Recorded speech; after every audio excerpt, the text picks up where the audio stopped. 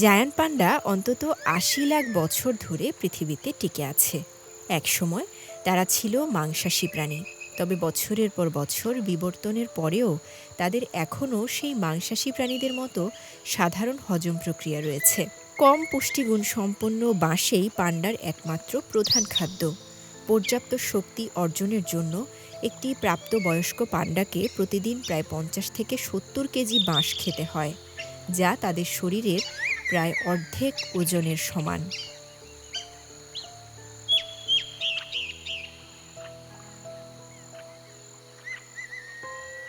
এই খাবার তারা খায় শুধু পেট ভরানোর জন্য।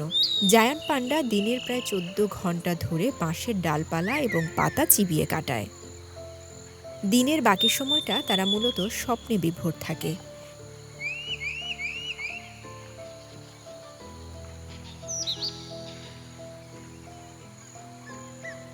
চিত হয়ে, কাত হয়ে বা পেটের উপরে শুয়ে, পা ছড়িয়ে বা গুটিয়ে তারা সব ধরনের ঘুমের ভঙ্গি পছন্দ করে। তাদের জীবন হয় চিবানো নয়তো ঘুমানো।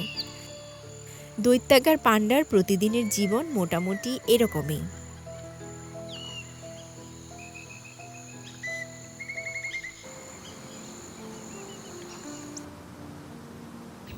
বিশ্বে ১৩০০-র বেশি বাঁশের প্রজাতি রয়েছে। এর মধ্যে প্রায় ৫০০টি চীনে পাওয়া যায়। ৬০টিরও বেশি প্রজাতির বাঁশ পান্ডার জন্য খাবার উপযোগী। পাতা, কাণ্ড এবং অঙ্কুর সবই জায়ান্ট পান্ডার খাবার।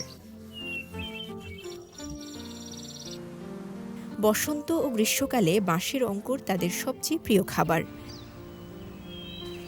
শরৎকালে তারা মূলত বাঁশের পাতা খায়।